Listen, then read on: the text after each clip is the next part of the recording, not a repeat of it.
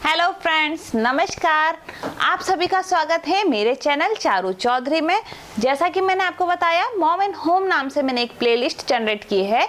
वहाँ पे मैं आपको वीडियोस दूंगी जो कि मदर और चिल्ड्रन से रिलेटेड है, जो कि माएँ परेशान रहती हैं कुछ टॉपिक्स को लेके। बच्चे ने खाना क्यों नहीं खा रहा, बच्चे कब प्रॉपर नींद लेने लग जाएंगे, बच्चों को हम क्या खाने को दें, कौन सा फूड बेबी के लिए बेस्ट है। इस तरीके की कई सारी जो वीडियोस हैं वो मेरे द्वारा आपके लिए लेके आई जाएंगी। आज जो वीडियो है वो है कि बच्चे को गोरा कैसे बनाएं। देखिए, आप जब प्रेग्नेंट होते हैं और आपको कई सारे सजेशन आते हैं कि अगर आप केसर का दूध पिएंगे तो बेबी गोरा होगा, आप बादाम खाएंगे तो बेबी गोरा होगा, या फिर कई सारी इसी तरीके की ऑरेंजेस खाने से भी बेबी गोरा होता है। इस तरह की बातें क्योंकि मैंने सुनी थी, इसीलिए मैं आपसे शेयर करना चाहती हूँ, क्योंकि मैंने इस पर रिसर्च भी की है और साथ में कई सारे जो डॉक्टर्स हैं उनसे मैंने इस बारे में चर्चा की है कि क्या ऐसा होता है कि अगर हम जो भी खाना पीना खाते हैं प्रेगनेंसी के दौरान, उस सब का इफेक्ट होता है बेबी पे। तो देखिए दोस्तों, बिल्कुल इफेक्ट होता है। आप जो भी खाना खाते हैं उसका इफेक्ट बेबी पे होता है, परंतु हम यहाँ पे बात कर रहे हैं कलर की, कि बेबी का जो कलर है क्या हमारे खाने पीने का उस पर असर पड़ता है। तो आपको ये बात मैं सबसे पहले क्लियर कर देती हूँ, जो भी मेरे फ्रेंड्स जो कि डेली ऑरेंजेस खा रहे हैं, बादाम खा रहे हैं, केसर का दूध पी रहे हैं, आप ये सब कर रहे हैं तो आप कंटिन्यू करें, परंतु इस चीज़ को सोच के ना कहें कि हमारा जो बेबी है वो ये सब खाने पीने से गोरा होगा। क्योंकि ये सब क्या है, बच्चे का जो कलर है वो जीन्स का असर होता है उसमें। जैसे अगर मम्मी पापा का होगा या फैमिली में जिसका जैसा कलर है उस पर बेबी का कलर जा सकता है, परंतु हमारे खाने पीने से बेबी के कलर में फ़र्क नहीं आता है।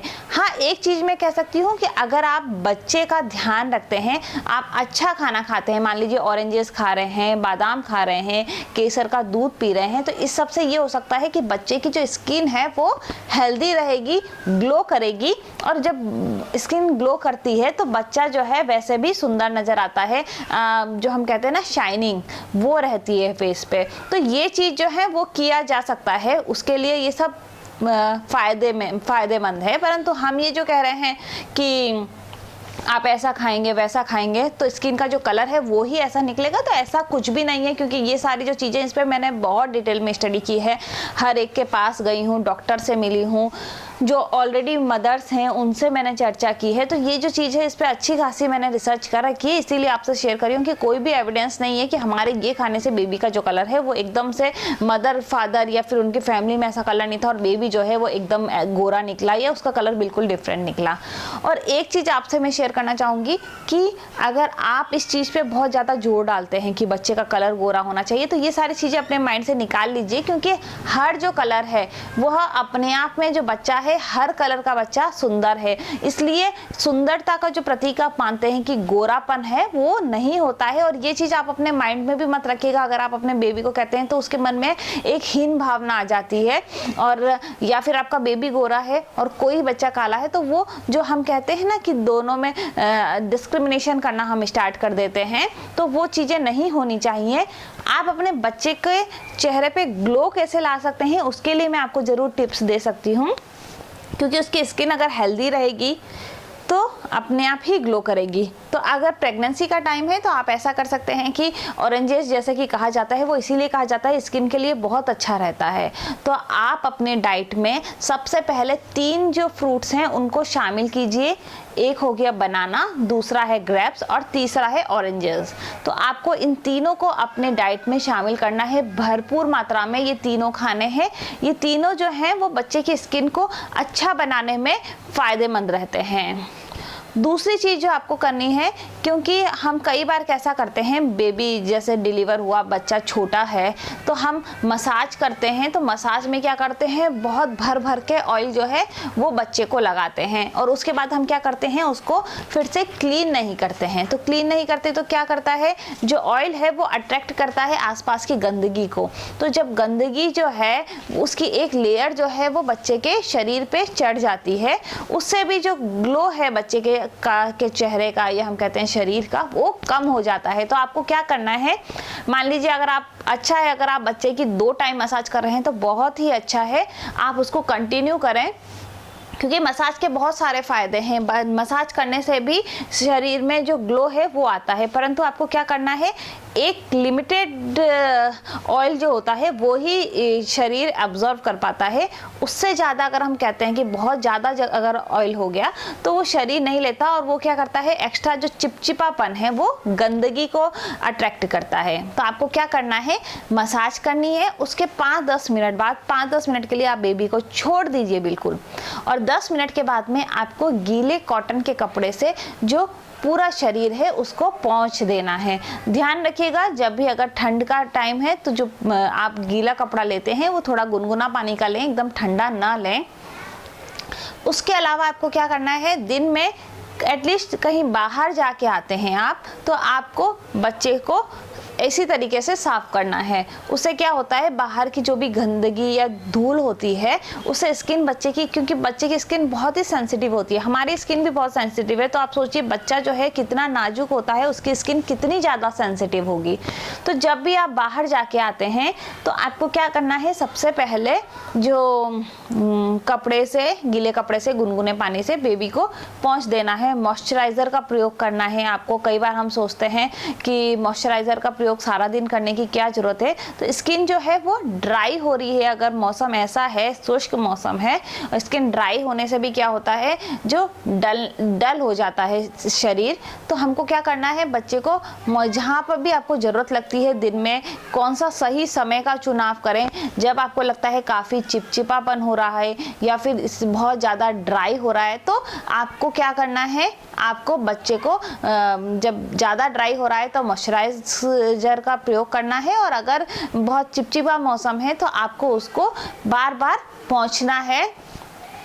कभी भी अगर आप बच्चे को धूप में लेके जा रहे हैं, तो जैसे मैं आपको बता चुकी हूँ कि बच्चे की स्किन जो है बहुत ही सेंसिटिव होती है, तो आप जब भी उसे बाहर लेके जा रहे हैं तो सनस्क्रीन लोशन लेना ना भूलें। उससे एक बार वो लोशन जो है उससे उसके एक बार पूरे स्किन पे उसकी एक परत चढ़ा दें, ताकि क्या होगा, जो धूप की किरणें हैं, देखिए विटामिन डी जो है बहुत ज़रूरी है बच्चे के शरीर के लिए, परंतु आपने देखा होगा कि आजकल जो डॉक्टर्स हैं वो विटामिन डी की आपको एक बोतल देते हैं कि आपको एक ड्रॉपर जो है देना है, या फिर आपके बच्चों को जितना भी सजेस्ट किया है, जैसे मेरे बेबी के लिए अभी एक ड्रॉपर जो है वो सजेस्ट कर रखा है डॉक्टर ने, विटामिन डी। वो ऐसा क्यों कर रखा है, क्योंकि नेचुरल जो है, नेचुरल ये तो बेस्ट है, क्योंकि पहले के टाइम में क्या था, हम डायरेक्ट सनलाइट के नीचे रखते थे बेबी को और वो बेस्ट रहता था।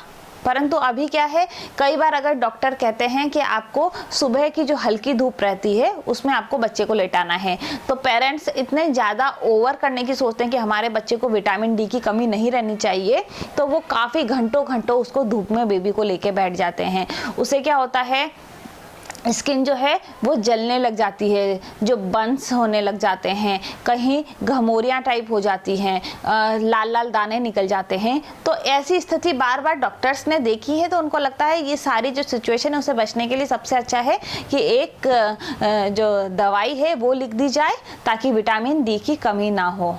तो आपको क्या करना है, अगर आप नेचुरल तरीके से, सही तरीके से अगर आप जो सनलाइट है अपने बच्चे को दे सकते हैं तो उससे अच्छा, क्योंकि वो नेचुरल तरीका है। अभी हम दवाई से अगर कोई चीज़ ले रहे हैं और एक कोई नेचुरल तरीके से जा रही है तो वो बेस्ट है। जब हम कैल्शियम की बात करते हैं तो आपने देखा होगा कि कैल्शियम की टैबलेट्स चलती हैं, परंतु जो लोग दूध दही वगैरह आराम से खा लेते हैं तो उनको टैबलेट्स की ज़रूरत नहीं है। इसीलिए कहती हूँ कि हर चीज़ लिमिटेड होनी चाहिए। परंतु आप मान लीजिए दोपहर की धूप में, चिलचिलाती धूप में बाहर जा रहे हैं बेबी को लेके, तो आपको क्या करना है, आपको सनस्क्रीन लोशन लगा के लेके जाना है, और आने के बाद में उसको फिर से अच्छे से बेबी को क्लीन कर देना है। बच्चे को जब भी आप डेली नहलाने का सोचें, कई सारे लोग होते हैं वो सोचते हैं कि बच्चों को रोज़ नहीं नहलाना चाहिए, परंतु अगर बहुत ठंड नहीं है, आपका बेबी स्वस्थ है, तो जितना आप बेबी को अच्छे से डेली नहलाते हैं, उसको अच्छे से मसाज करने के बाद नहलाते हैं, तो आप देखेंगे बच्चा जो है वो आराम से सोता है, उसकी नींद अच्छी होती है। क्योंकि आप देखेंगे अगर कोई फ्रेश है एकदम तो उसको अच्छे से नींद आती है, वो खेलने, उसकी जो एक्टिविटीज़ हैं वो ज़्यादा होती हैं। तो आप इन चीज़ों का ध्यान रखिएगा, क्योंकि जैसे मैं अपने बेबी को डेली स्नान कराती हूँ, उससे क्या होता है बेबी फ्रेश रहता है, जब वो खेलता है तो एक्टिव रहता है, सोता है तो प्रॉपर नींद होती है। उस सबसे भी क्या होता है बच्चे की जो स्किन है वो ग्लो करती है, क्योंकि आप देखेंगे बच्चा जब दुबला होता है तो उसकी स्किन पे कई सारी झुर्रियाँ नज़र आती हैं, पर जैसे जैसे वो ग्रो करता है, हेल्दी होता है, तो आपको वो जो झुर्रियाँ हैं वो कम नज़र आने लगती हैं। उसका कारण है प्रॉपर फूड हो गया, प्रॉपर खाना वो खा पा रहा है, अच्छे से वो नींद ले पा रहे हैं। तो ये सारी चीज़ें जो हैं आपको ध्यान में रखनी है। और साथ ही अगर आपका बेबी अभी जन्म नहीं लिया है तो आप जितना अच्छे से खाएंगे पिएंगे और आपके विचार जो हैं वो भी इसकी स्किन पे इफ़ेक्ट डालते हैं। मान लीजिए आप बहुत टेंशन में हैं, आपकी नींद पूरी नहीं हो रही है, तो आपका जो बच्चा है उसका वेट जो है वो कम हो सकता है जब वो जन्म ले। आपका खाना प्रॉपर नहीं है तो वो सारी चीज़ें, आपका जो खाना है वो ऑब्वियसली बच्चे पे प्रभाव डालेगा। परंतु अगर हम बात कर रहे हैं कलर की, तो कलर नहीं होगा, कलर का कोई संबंध नहीं है कि आप क्या खा रहे हैं उससे बच्चे का कलर कैसा होगा।